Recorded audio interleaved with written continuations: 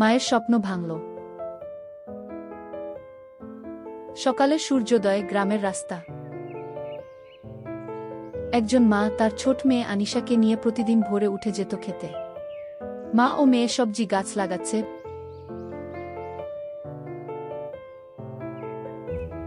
মা মেয়ে সবজি খেতে পানি দিচ্ছে, গাছ লাগাচ্ছে।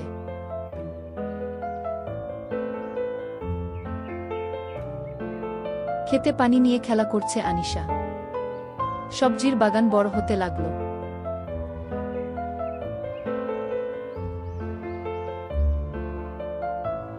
দেখতে দেখতে ফলে ভরে উঠল। মা ও মেয়ে দুজনই খুশি। নিজেদের হাতে লাগানো গাছ, লাউ, শিম আর টমেটো।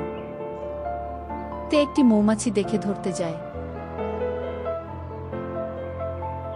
তখন মৌমাছি উড়ে যায়। মা তাকিয়ে তাকিয়ে দেখে। ক্ষেতের কাজ শেষ করে বাড়ি ফিরে এলো। পরের দিন মা মেয়ে খেতে আসলো। আনিশা দৌড়াতে দৌড়াতে আসে।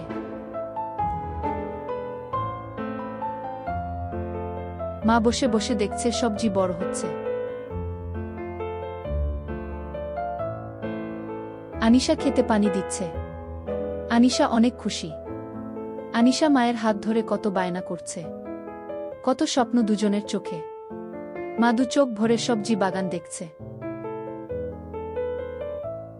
সন্ধ্যায় তারা ক্ষেত থেকে ফিরে যাচ্ছে। ধীরে ধীরে অন্ধকার নেমে আসে, কিন্তু একটু বেশি ইমোশনাল টোনে মোড় নেয়। দুষ্ট ছেলেরা খেতে ঢুকে গাছ ভাঙছে, পায়ে পিষে ফেলছে। সকালে মা মেয়ে খেতে আসে, সব গাছ ভাঙা, মাটিতে ছেঁড়া। মেয়েটা কান্নায় ভেঙে পড়ে। কিন্তু রাতের অন্ধকারে এল কিছু হারামি ছেলের দল। স্বপ্নগুলোকে পিষে দিয়ে গেল। মেয়েটার হাসি ছিল ক্ষেতের রং, চোখে ছিল স্বপ্ন। মা মাটিতে বসে তাকিয়ে আছে। কেন এমন হলো?